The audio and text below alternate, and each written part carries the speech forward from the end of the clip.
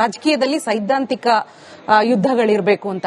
ಈ ರೀತಿಯ ವೈಯಕ್ತಿಕ ಯುದ್ಧ ಅವಶ್ಯಕತೆ ಇತ್ತ, ಅನಿವಾರ್ಯ ಇತ್ತ ಪ್ರದೀಪ್ ಈಶ್ವರ್? ಮೇಡಮ್, ನಾನೀಗ ನಿಮ್ ಚಾನೆಲ್ ಮುಖಾಂತರ ಹೇಳ್ತೀನಿ, ನೋಡು ಮಗನೇ ಮೇಡಮ್, ಇದು ಮೋಟಿವೇಶನ್ ಟ್ಯಾಗ್ಲೈನ್, ಮತ್ತೆ ಅನ್ಯತಾ ಭಾವಿಸೋದು ಬೇಡ. ಅಲ್ಲೇ ಮತ್ತೆ ಸಮರ್ಥನೆ ಇದು. ನೋಡು ಮೇಡಮ್, ನೀವು ನನ್ನ ಮೋಟಿವೇಶನಲ್ ವಿಡಿಯೋಸ್ ನೋಡಿ.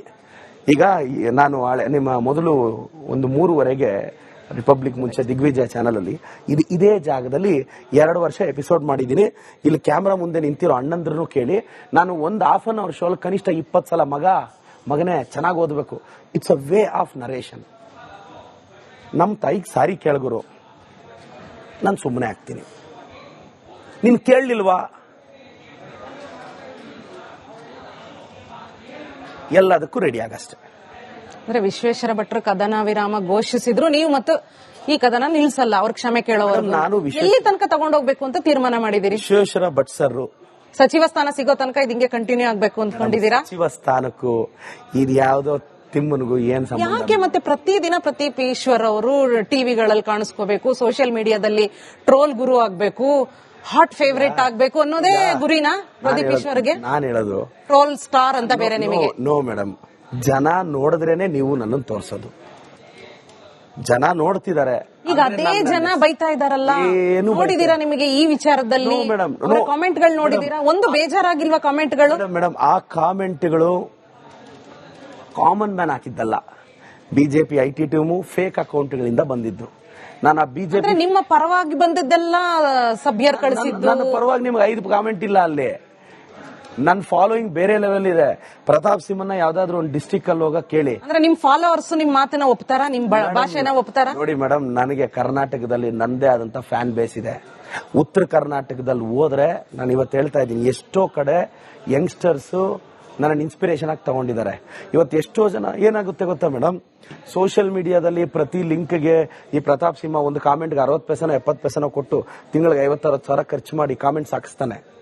ಈ ದರ್ದು ನಮಗೆ ಯಾಕೆಂದ್ರೆ ನಮಗೆ ಯಾರೇನಾದ್ರೂ ತಟ್ಕೊಳ್ಳೋ ದಮ್ಮಿದೆ, ತಾಕತ್ಗಿದೆ, ಆತನಿಗಿಲ್ಲ. ಪ್ರಿಯಾಂಕ್ ಖರ್ಗೆ ಅವರನ್ನ ಪ್ರಶ್ನೆ ಮಾಡಿದ್ದಕ್ಕೆ ನೀವು ಪ್ರತಾಪ್ ಸಿಂಹ ಅವ್ರನ್ನ ಟಾರ್ಗೆಟ್ ಮಾಡಿದಿರಿ. ಹಂಗಾದ್ರೆ ಪ್ರಿಯಾಂಕ್ ಖರ್ಗೆ ಅವ್ರನ್ನ ಯಾರು ಪ್ರಶ್ನೆ ಮಾಡಬಾರ್ದಾ? ಬೆಂಗಳೂರಿನ ಅಭಿವೃದ್ಧಿ ವಿಷಯಕ್ಕೆ ಬಂದ್ರೆ ನೀವು ರಸ್ತೆ ಗುಂಡಿ ನೋಡಿದ್ರೆ ದಿನ ಬೆಳಗಾದ್ರೆ ಜನ ಹಿಡಿ ಶಾಪ ಆಗ್ತಿದ್ದಾರೆ. ನಮ್ಮ ಎಐ ಹಬ್ಬು ಆಂಧ್ರದ ಪಾಲಾಗಿದೆ ಅಂದ್ರೆ ಪ್ರಿಯಾಂಕ್ ಖರ್ಗೆ ಅವರಿಗೆ ನಮ್ಮ ರಾಜ್ಯದ ಅಭಿವೃದ್ಧಿ ಬಗ್ಗೆ ಏನು ಪ್ರಶ್ನೆ ಮಾಡಲೇಬಾರ್ದಪ್ಪ? ನಿನ್ ಪ್ರಿಯಾಂಕ ಸರ್ ಬಗ್ಗೆ ಕ್ವಶನ್ಸ್ ಕೇಳಪ್ಪ, ನಾವು ಆನ್ಸರ್ ಹೇಳ್ತೀವಿ. ನಾವೇನ್ ಕೇಳಿದ್ವಿ? RSS ರಿಜಿಸ್ಟ್ರೇಷನ್ ಫಾರ್ಮ್ ಎಲ್ಲಿ ಅಂದ್ವಿ, ಆನ್ಸರ್ ಇಲ್ಲ. ಅಲ್ಲ ಸರ್, ಈ ಅಭಿವೃದ್ಧಿ ಅಭಿವೃದ್ಧಿ ವಿಚಾರದಲ್ಲಿ ಎಕ್ಸ್ಪೋರ್ಟ್ಸ್ ಅಲ್ಲಿ 38% ಕರ್ನಾಟಕದ್ದು ನಂಬರ್ 1. ಬೆಂಗಳೂರು ರಸ್ತೆಗಳೆಲ್ಲ ಸರಿ ಇದೆ ಅಂತ ಒಪ್ಕೋತೀರಾ? ನಾನು ಹೇಳೋದು ಹಬ್ಬು ಆಂಧ್ರಕ್ಕೆ ಹೋಯ್ತಲ್ಲ. ಈಗ ರಸ್ತೆಗಳಲ್ಲಿ ಗುಂಡಿಗಳಿದೆ, ಮುಚ್ಚಕ್ ನಮಗ್ ಸ್ವಲ್ಪ ಟೈಮ್ ಬೇಕು, ಅದು ಟೆಂಡರ್ ಆಗ್ಬೇಕು. ಪ್ರಶ್ನೆ ಮಾಡಿದ್ದೆ ತಪ್ಪ ಪ್ರತಾಪ್ ಸಿಂಹ ಅವ್ರದ್ದು? ಪ್ರಶ್ನೆ ಮಾಡೋ ಶೈಲಿ ಹೆಂಗಿದೆ? ನೀವು ಶೈಲಿನಲ್ಲೂ ತಪ್ಪು ಹುಡುಕ್ತೀರಾ? ಹೇಗಿರ್ಬೇಕು ಅಂದ್ರೆ ಅವ್ರು ಕೇಳೋ ಶೈಲಿ ಇಲ್ಲ ತಪ್ಪ? ಈ ತ್ರಿಪುರ ಸುಂದರ ಏನಂದ್ರೆ ಅದು ಮಾತಾಡಿದ್ರೆ ನಾವು ಕೇಳಿಸ್ಕೋಬೇಕು. ಏನ್ ಈ ತ್ರಿಪುರ ಸುಂದರ ಮಾತಾಡಿದ್ದೆಲ್ಲ ನಾವು ಪೊಲೈಟ್ ಆಗಿ ಹೇಳಿ ಗುರುಗಳೇ, ಹೇಳಿ ಪ್ರಭುಗಳೇ ಅನ್ಬೇಕು. ಆತ ನೋಡ್ರಿ ರಸ್ತೆ ಗುಂಡಿಗಳಿದೆ, ಯಾವಾಗ ಮುಚ್ತೀರಾ ಹೇಳಿ ಅಂತ ಕೇಳಿದ್ರೆ ಅವಾಗ ಎಸ್ ಬಿಜೆಪಿ ಅವ್ರು ಹೇಳಿದ್ದಾರೆ. ಒಂದ್ ಕ್ವಶನ್ ಮಾಡ್ಕೊಬಿಡಿ ಸರ್, ಎಲ್ರಿಗೂ ವಿರೋಧ ಪಕ್ಷದವರಿಗೆ ಇದೇ ತರ ನೀವು ಪ್ರಶ್ನೆ ಕೇಳಿ, ನೀವು ಟಾರ್ಗೆಟ್ ಮಾಡಬೇಡಿ. ನಿಮ್ಮ ಟಾರ್ಗೆಟ್ ಎಲ್ಲಿ ಮಾಡಿದ್ದಾರೆ ಮೇಡಮ್? ಟಾರ್ಗೆಟ್ ಎಲ್ಲಿ? ಹೇಗೂ ನೀವು ಮೋಟಿವೇಶನ್ ಮಾಡೋರು, ಪ್ರಶ್ನೆನ ಹಾಕೊಟ್ಬಿಡಿ ಪ್ರತಿಪಕ್ಷಗಳಿಗೆ. ಕೇಳಿದ್ರೆ ಬರ್ಕೊಡ್ತೀನಿ ಮ್ಯಾಮ್. ಬರ್ಕೊಡಕ್ ರೆಡಿ ಇದೀರಾ ಪ್ರಶ್ನೆ? ಖರ್ಗೆ ಅವರಿಗೆ ಅಕೌಂಟಬಲ್ ಅಲ್ವಾ? ಖರ್ಗೆ ಸಾಹೇಬ್ರು ಈ ಕರ್ನಾಟಕದ future, is a daring leader of the Karnataka politics. PCM ಆಗ್ಲಿ ಇದು PSI ಇದಾಗ್ಲಿ ಎಕ್ಸ್ಪೋಸ್ ಮಾಡಿದ್ವಿ ನಾವು. ಇವತ್ತು ಇವ್ರಿಗೆ ಕಾಮನ್ ಸೆನ್ಸ್ ಇದೆಯಾ? ಒಬ್ಬ ಲೀಡರ್ ಆ ಪ್ರಕಾರ ಸುಮ್ಮನೆ ಮೇಡಮ್ ಪ್ರಿಯಾಂಕ್ ಸರ್ ಫ್ಯೂಚರ್ ನ ಸಹಿಸ್ಕೊಳಕ್ಕೆ ಇವ್ರು ಅಯೋಗ್ಯರ ಕೈಯಲ್ಲಿ ಆಗ್ತಿಲ್ಲ. Priyank sir Deere leader madam. ಅವ್ರು ಬಂದ್ಮೇಲೆ RDPR ಮಿನಿಸ್ಟರ್ ಆದ್ಮೇಲೆ ಪಂಚಾಯತಿಗಳು ಡೆವಲಪ್ ಆಗಿದೆ. ಪಂಚಾಯತ್ ರಾಜ್ ವಿಕೇಂದ್ರೀಕರಣದಲ್ಲಿ ನಾವು ನಂಬರ್ 1, ಎಕ್ಸ್ಪೋರ್ಟ್ಸ್ ಅಲ್ಲಿ IT ಅಲ್ಲಿ 38% ಕರ್ನಾಟಕ, ಗ್ಯಾರಂಟಿ ಇಂಪ್ಲಿಮೆಂಟೇಷನ್ ನಾವು ನಂಬರ್ 1, ರೂರಲ್ ಎಂಪವರ್ಮೆಂಟ್ ಅಲ್ಲಿ ನಾವು ನಂಬರ್ 1, ರೂರಲ್ ಡೆವಲಪ್ಮೆಂಟ್ ಅಲ್ಲಿ ನಂಬರ್ 1. ಇದೆಲ್ಲ ಕೇಂದ್ರ ಸರ್ಕಾರ ನಮಗೆ ಕೊಟ್ಟಿರೋ ಸರ್ಟಿಫಿಕೇಟ್ ಮೇಡಮ್. ಈ ಬೆಂಗಳೂರು ಅಭಿವೃದ್ಧಿ ಹಿಂದುಳಿದಿದೆ, ರಸ್ತೆ ಗುಂಡಿ, IT ಕಂಪನಿಗಳೆಲ್ಲ ಸರ್ಕಾರದ ವಿರುದ್ಧ ಮುಗಿ ಬಿದ್ದಿದೆ. ಇದನ್ನೆಲ್ಲ ವಿಷಾಂತರ ಮಾಡೋಕೆನೆ ಕಾಂಗ್ರೆಸ್ನವರು RSS ವಿಷಯ ತಗೊಂಡ್ಬಂದಿದ್ದಾರೆ. ಅದನ್ನೇ ಪ್ರದೀಪ್ ಈಶ್ವರ್ ಅವರು ಹಿಡ್ಕೊಂಡು ನಾವು ಹೀರೋ ಆಗಕ್ ಹೊರಟಿದ್ದಾರೆ ಕಾಂಗ್ರೆಸ್ ನಲ್ಲಿ. Already hero, what's the necessity to become an again hero? ಕರ್ನಾಟಕಕ್ಕೆ ನಂದು ಫೇಸ್ ವ್ಯಾಲ್ಯೂ ಇದೆ. ಈ ಮುಳ್ಳಂದಿ ತರ ಇಲ್ಲ. ಕಾಮೆಂಟ್ಗಳು ಹಾಕ್ಸ್ಕೊಳ್ಳೋ ದರ್ದು ನನಗಿಲ್ಲ. ಎಷ್ಟೋ ಕಡೆ ಹಳ್ಳಿಗಳಲ್ಲಿ ಹೋದ್ರೆ 1000 ಜನ ಸೇರ್ತಾರೆ. ನಾನು ಇವರಾದ್ರೂ ಈ ಬಿಜೆಪಿ ಅವರು 300 ರೂಪಾಯಿ ಕೊಟ್ಟು ಕರ್ಸ್ಬೇಕೇನೋ? ಇಲ್ಲ ಕರ್ಕೊಂಡು ಹೋಗ್ಬೇಕೇನೋ ಬೆಂಗಳೂರಿಂದ ಜೈಕಾರನು ಹಾಕ್ಸ್ಕೊಂತಾರೆ. ಉತ್ತರ ಕರ್ನಾಟಕದಲ್ಲಿ ನಾನು ಯಾವ್ದಾದ್ರು ಒಂದು ಹೋದ್ರೆ ಕಾರ್ಯಕ್ರಮಕ್ಕೆ ಹೋದ್ರೆ ನೀವು ನಂಬಲ್ಲ, ಆ ಸೆಲ್ಫಿಗಳಿಂದ ಆಚೆ ಬರಕ್ 1 hour ಆಗುತ್ತೆ ನನಗೆ. ಇದು ಇವ್ರಿಗೆ ಸಹಿಸಕ್ ಆಗ್ಲಿಲ್ಲ ಅಂದ್ರೆ ಆಹಾ. Pratap, look my hair style Raja and look your hair style. ಈಗ RSS ಪ್ರಮುಖ ಅಜೆಂಡಾ ಆಗಿದ್ರೆ ಕಾಂಗ್ರೆಸ್ಗೆ ಎಲ್ಲಾ ನಾಯಕರು ನಿಂತ್ಕೊಳ್ತಾ ಇದ್ರು. ಅದೇ ವೈ ಪ್ರದೀಪ್ ಈಶ್ವರ್ ಒಬ್ರೇ ಯಾಕೆ? RSS ವಿಷಯ ಎತ್ತಿದ್ರು ಪ್ರದೀಪ್ ಈಶ್ವರ್ ಬರ್ತಾರೆ. ಜನರಲ್ ನೋಡಿ, ಬೆಂಗಳೂರು ಅಭಿವೃದ್ಧಿ ಮಾಡಿದ್ರು ಪ್ರದೀಪ್ ಖರ್ಗೆ ಬರ್ತಾರೆ. ಬಹಳಷ್ಟು ಜನ ನಮ್ಮ ಖರ್ಗೆ ಬಗ್ಗೆ ಮಾತಾಡಿದ್ರು ಬರ್ತಾರೆ, ಸಿದ್ದರಾಮಯ್ಯ ಬಗ್ಗೆ ಮಾತಾಡಿದ್ರು ಬರ್ತಾರೆ. ಪ್ರದೀಪ್ ಈಶ್ವರ್ ಒಬ್ರೇ ಯಾಕೆ ಬರ್ತಾರೆ? ಕಾಂಗ್ರೆಸ್ನ ಯಾವ ನಾಯಕರು ಈಗ ಖರ್ಗೆ ಅವರು RSS ವಿಚಾರದಲ್ಲಿ ಏಕಾಂಗಿಯಾಗಿದ್ದಾರೆ ಪಕ್ಷದೊಳಗಡೆ ಅನ್ನೋ ಮಾತಿದೆ. ನಾನ್ ನಿಂತಿದ್ದೀನಿ, ಸಂತೋಷ್ ಲಾಡ್ ನೀವು ಒಬ್ಳೆ ನಿಂತಿದ್ದೀರಿ. ನಾನೇನ್ ಹೇಳ್ತಾ ಇದ್ದೀನಿ, ಜನರಲ್ ಆಗಿ ನೋಡಿ, ನಮ್ಮ ಪಾರ್ಟಿಯಲ್ಲಿ 80% ಮಿನಿಸ್ಟರ್ಸ್ ಅವ್ರ ಅಭಿವೃದ್ಧಿ ಬಗ್ಗೆ ಬಿಟ್ಟು ಮಿಕ್ಕಿದ್ರ ಬಗ್ಗೆ ಅವ್ರು ಇನ್ ಜನರಲ್ ಯಾವತ್ತೂ ಕಾಮೆಂಟ್ ಮಾಡಿಲ್ಲ. ಇದೊಂದೇ ವಿಚಾರ ಅಂತಲ್ಲ, ಯಾವತ್ತಿದ್ರು ನಮ್ಮ ಪಾರ್ಟಿಯಲ್ಲಿ ಇಲ್ಲ ಸಂತೋಷ್ ಅಣ್ಣ, ಪ್ರಿಯಾಂಕ್ ಸರ್, ನಾನು, CM sir, DK sir. In general ನೀವು ಗ್ರಾಫ್ ನೋಡ್ತಾ ಬನ್ನಿ, ನಾವು 5 ಜನ ರಿಯಾಕ್ಟ್ ಆಗಿರೋದು ಯಾವಾಗ್ಲೂ.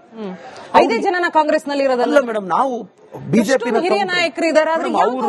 ನೀವ್ ಹೇಳ್ದಂಗೆ ಒಬ್ಬ 2.5 ವರ್ಷದ ಶಾಸಕರೇ ಬಂದು ಎಲ್ಲಾನು ಸಮರ್ಥನೆ ಮಾಡ್ಕೊಳ್ಳೋದು ಯಾಕೆ? ಹಿರಿಯ ಸಚಿವರು, ಹಿರಿಯ ನಾಯಕರು ಏನ್ ಮಾಡ್ತಿದ್ದಾರೆ? ನನ್ನ ನೇಚರು, ನನ್ನ ಪಕ್ಷದ ಸಿದ್ಧಾಂತ, ನನ್ಗೊಂದು ಎಮೋಷನಲ್ ಬಾಂಡ್ ಇದೆ. ಎಲ್ಲೋ ಇದ್ದ ಹುಡುಗನ್ ತಂದು ವಿಧಾನಸೌಧಕ್ಕೆ ಕರ್ಕೊಂಡ್ ಬಂದಿದ್ದಾರೆ. ನನಗೆ ಆ ಎಮೋಷನಲ್ ಬಾಂಡ್ ಇರೋದಕ್ಕೆ ಇದೆಲ್ಲ. ಅದೊಂದೇ ಕಾರಣಕ್ಕೆ ನೀವು ಸಮರ್ಥನೆ ಮಾಡ್ಕೋಬೇಕಾ? ಎಲ್ರಿಗೂ ನೀವೇ ಉತ್ತರ ಕೊಡ್ಬೇಕಾ? ಇಲ್ಲ ಮೇಡಮ್, ಬೇರೆಯವರು ಕೊಡ್ತಾರೆ. ಅಥವಾ ನೀವು ಕಾಂಗ್ರೆಸ್ ನಲ್ಲಿ ಹೀರೋ ಆಗ್ಬೇಕು, ನಾನೊಬ್ನೇ ಹಂಗೆ ವಿಷಯದ ಹೀರೋ ಕಾಂಗ್ರೆಸ್? ಅಲ್ಲ ಮೇಡಮ್, ಬೇರೆಯವರು ಹೀರೋಸ್ ಆಗ್ಲಿ ನನ್ ಬೇಡ ಅನ್ನ. ಮೇಡಮ್, ನನಗೆ ಮೋಟಿವೇಶನಲ್ ಸ್ಪೀಕರ್ ಆಗಿ ದೊಡ್ಡ ಫ್ಯಾನ್ ಬೇಸ್ ಇದೆ. ನನಗೆ ಮತ್ತೆ ಮತ್ತೆ ಮತ್ತೆ ಮತ್ತೆ ಏನೋ ಮುಳ್ಳಂದಿಗಳನ್ನೆಲ್ಲ ಬೈದು ನಾನು ಹೀರೋ ಆಗೋ ಅವಶ್ಯಕತೆ ನನಗಿಲ್ಲ. ಅಸ್ತಿತ್ವಕ್ಕೆ ಧಕ್ಕೆ ಬಂದಾಗ ಮಾತನಾಡಬೇಕಾಗುತ್ತೆ. 5 ಜನ ಕಾಂಗ್ರೆಸ್ ನಲ್ಲಿ ಇರೋದಲ್ಲ ಮೇಡಮ್, ನಾವು ಬಿಜೆಪಿ ಹಿರಿಯ ನಾಯಕರು ಇದ್ದಾರೆ. ನೀವ್ ಹೇಳ್ದಂಗೆ ಒಬ್ಬ 2.5 ವರ್ಷದ ಶಾಸಕರೇ ಬಂದು ಎಲ್ಲಾನು ಸಮರ್ಥನೆ ಮಾಡ್ಕೊಳ್ಳೋದು ಯಾಕೆ? ಹಿರಿಯ ಸಚಿವರು, ಹಿರಿಯ ನಾಯಕರು ಏನ್ ಮಾಡ್ತಿದ್ದಾರೆ? ನನ್ನ ನೇಚರು, ನನ್ನ ಪಕ್ಷದ ಸಿದ್ಧಾಂತ, ನನ್ಗೊಂದು ಎಮೋಷನಲ್ ಬಾಂಡ್ ಇದೆ. ಎಲ್ಲೋ ಇದ್ದ ಹುಡುಗನ್ ತಂದು ವಿಧಾನಸೌಧಕ್ಕೆ ಕರ್ಕೊಂಡ್ ಬಂದಿದ್ದಾರೆ. ನನಗೆ ಆ ಎಮೋಷನಲ್ ಬಾಂಡ್ ಇರೋದಕ್ಕೆ ಇದೆಲ್ಲ. ಅದೊಂದೇ ಕಾರಣಕ್ಕೆ ನೀವು ಸಮರ್ಥನೆ ಮಾಡ್ಕೋಬೇಕಾ? ಎಲ್ರಿಗೂ ನೀವೇ ಉತ್ತರ ಕೊಡ್ಬೇಕಾ? ಇಲ್ಲ ಮೇಡಮ್, ಬೇರೆಯವರು ಕೊಡ್ತಾರೆ. ಅಥವಾ ನೀವು ಕಾಂಗ್ರೆಸ್ ನಲ್ಲಿ ಹೀರೋ ಆಗ್ಬೇಕು, ನಾನೊಬ್ನೇ ಹಂಗೆ ವಿಷಯದ ಹೀರೋ ಕಾಂಗ್ರೆಸ್? ಅಲ್ಲ ಮೇಡಮ್, ಬೇರೆಯವರು ಹೀರೋಸ್ ಆಗ್ಲಿ ನನ್ ಬೇಡ ಅನ್ನ. ಮೇಡಮ್, ನನಗೆ ಮೋಟಿವೇಶನಲ್ ಸ್ಪೀಕರ್ ಆಗಿ ದೊಡ್ಡ ಫ್ಯಾನ್ ಬೇಸ್ ಇದೆ. ನನಗೆ ಮತ್ತೆ ಮತ್ತೆ ಮತ್ತೆ ಮತ್ತೆ ಏನೋ ಮುಳ್ಳಂದಿಗಳನ್ನೆಲ್ಲ ಬೈದು ನಾನು ಹೀರೋ ಆಗೋ ಅವಶ್ಯಕತೆ ನನಗಿಲ್ಲ. ಅಸ್ತಿತ್ವಕ್ಕೆ ಧಕ್ಕೆ ಬಂದಾಗ ಮಾತನಾಡಬೇಕಾಗುತ್ತೆ. ಮೋಟಿವೇಶನಲ್ ಸ್ಪೀಕರ್ ಆಗಿ ದೊಡ್ಡ ಫ್ಯಾನ್ ಬೇಸ್ ಇದೆ. ನನಗೆ ಮತ್ತೆ ಮತ್ತೆ ಮತ್ತೆ ಮತ್ತೆ ಏನೋ ಮುಳ್ಳಂದಿಗಳನ್ನೆಲ್ಲ ಬೈದು ನಾನು ಹೀರೋ ಆಗೋ ಅವಶ್ಯಕತೆ ನನಗಿಲ್ಲ. ಅಸ್ತಿತ್ವಕ್ಕೆ ಧಕ್ಕೆ ಬಂದಾಗ ಮಾತನಾಡಬೇಕಾಗುತ್ತೆ.